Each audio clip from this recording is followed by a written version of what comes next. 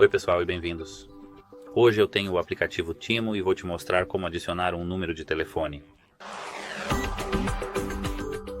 Primeiro você tem que clicar em Você na parte de baixo e depois clicar neste nome na parte de cima. Aqui, clique perto do seu nome neste ícone aqui. E como você pode ver aqui, podemos modificar nossa foto, nosso nome, nosso e-mail e adicionar o número de telefone celular. Para adicionar nosso número de telefone celular, você tem que clicar em Adicionar. E agora insira nosso número de celular.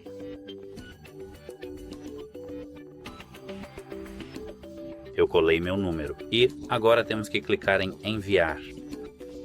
Aqui temos que inserir nosso código de verificação. Como você pode ver, está aqui. E agora vinculamos nosso número de telefone ao nosso perfil. É isso. Espero que ajude você. Adeus.